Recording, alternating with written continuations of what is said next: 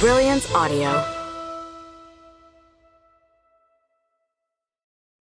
The Anti-Fan and the Idol by Rachel Van Dyken. Performed by Graciela Jones and Intae Kim. 1001 Dark Nights. Once upon a time, in the future. I was a student, fascinated with stories and learning. I studied philosophy, poetry, history, the occult, and the art and science of love and magic. I had a vast library at my father's home and collected thousands of volumes of fantastic tales. I learned all about ancient races and bygone times, about myths and legends, and dreams of all people through the millennium. And the more I read, the stronger my imagination grew, until I discovered that I was able to travel into the stories, to actually become part of them. I wish I could say that I listened to my teacher and respected my gift, as I ought to have. If I had, I would not be telling you this tale now. But I was foolhardy and confused, showing off with bravery.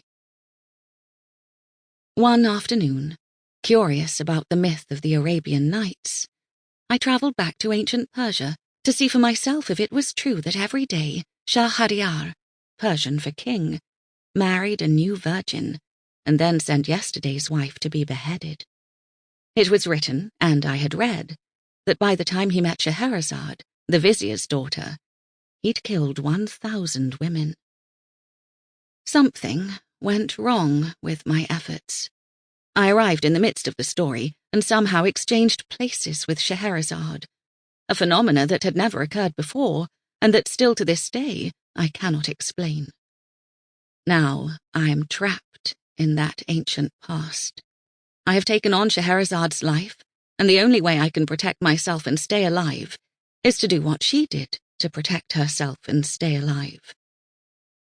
Every night, the king calls for me and listens as I spin tales, and when the evening ends and dawn breaks, I stop at a point that leaves him breathless and yearning for more. And so the king spares my life for one more day, so that he might hear the rest of my dark tale.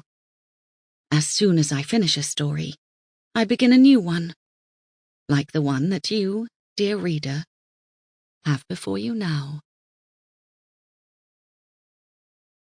Chapter 1. Adi. I stare at myself in the mirror. My eyes are lifeless, and my body feels hollow as my stomach growls. I want food so bad, it's all I can think about. I squeeze my eyes shut again and brace my palms against the sink. I have no choice.